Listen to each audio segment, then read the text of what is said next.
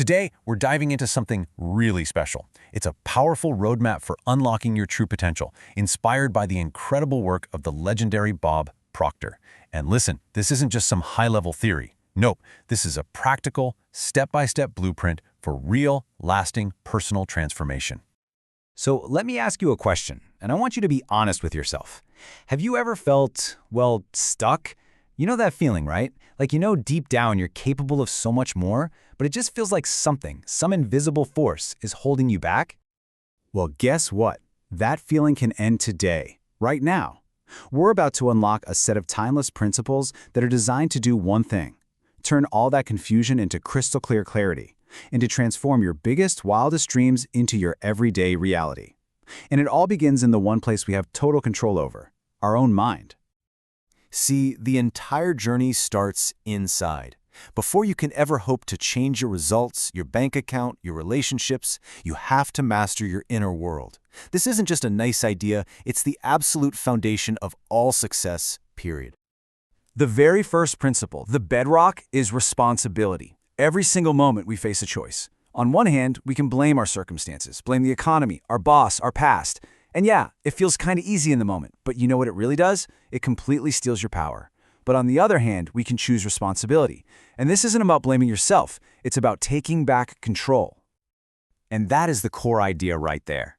The second you stop pointing fingers and you just declare, "This is my life and I am in charge of how I respond to it," everything, and I mean everything, changes. You grab the steering wheel of your life again, and that's not a burden, my friend. That is true freedom. Now, let's build on that with the next principle: belief.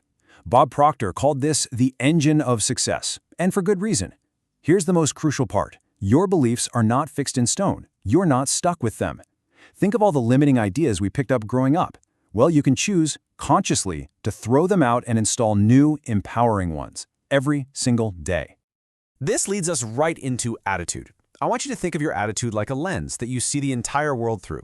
Now, if that lens is smudged and negative, you're going to see walls and impossible problems everywhere you look. But if you decide to polish that lens to make it positive, you suddenly start seeing a way around. You see solutions and opportunities. Your attitude isn't just about you either. It's contagious. It literally changes the energy in every room you walk into.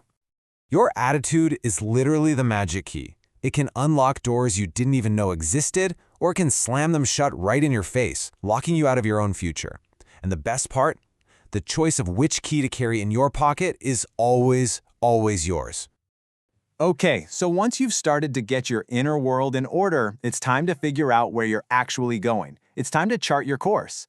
This is the strategic part of the blueprint, creating a crystal clear plan for your destination. And that brings us to goals.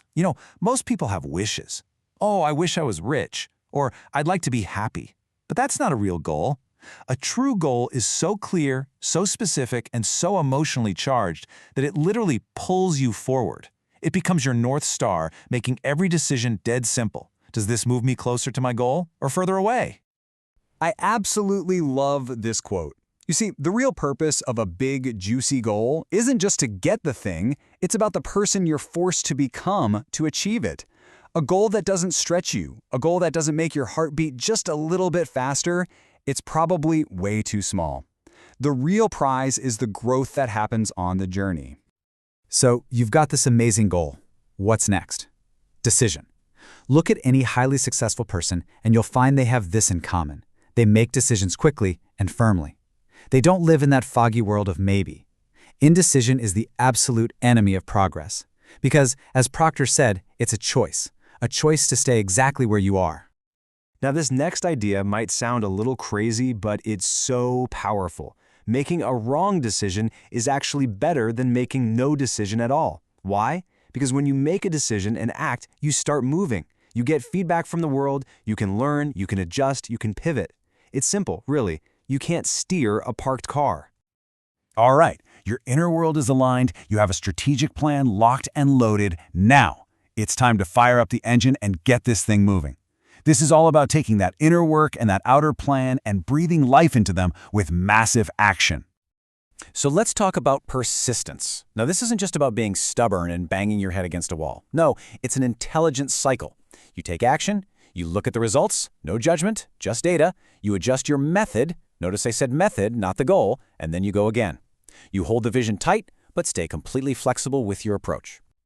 Now here's a complete reframing of a word most of us don't like: discipline. We tend to see it as a restriction, right? Like a cage. But Proctor saw it as the exact opposite. He saw it as the key to freedom. Discipline gives you the freedom from mood swings, the freedom to keep the promises you make to yourself, and the freedom that comes from building unstoppable self-respect. And that brings us to the absolute core of this whole section: action. Look, all the positive thinking, all the perfect planning, all the knowledge in the world, it's just potential power. It's useless until you act. Action is the bridge that connects your inner world of ideas to your outer world of results. The universe doesn't reward thinkers, it rewards doers. But what if you're scared? What if you can't see the whole path laid out in front of you? Well, that's where faith comes in. Faith isn't about having all the answers. It's not about seeing the whole staircase. It's about trusting that when you take that first step into the unknown, the next step will appear. It's the fuel you need to take action, especially when you're facing uncertainty. So we've covered the inner game, the strategic plan, and the action required. But what's it all for? What's the point? This final part of the blueprint challenges us to completely redefine what success actually is. This is Bob Proctor's core definition of success, and honestly, it's a total game changer. I want you to pay close attention to those first two words: progressive realization. It's not an event. It's not a finish line that you cross one day and say, okay, I'm done. What this really means is that if you are actively growing and moving toward a goal that is meaningful to you, a worthy ideal, then you are already successful. Right here, right now. Success isn't some destination you arrive at. It's the direction you are moving in. It's the journey itself. And so, that brings the question right back to you. I want you to forget what society or your parents or anyone else tells you success should look like. What is your worthy ideal? What's a goal so meaningful that just by moving towards it, your life would feel successful starting today?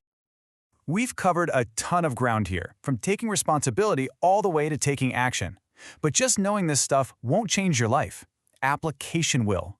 So the real question, the only one that matters right now, is this: which one of these powerful principles will you choose to put into practice starting today? Because the moment you decide, your new future begins.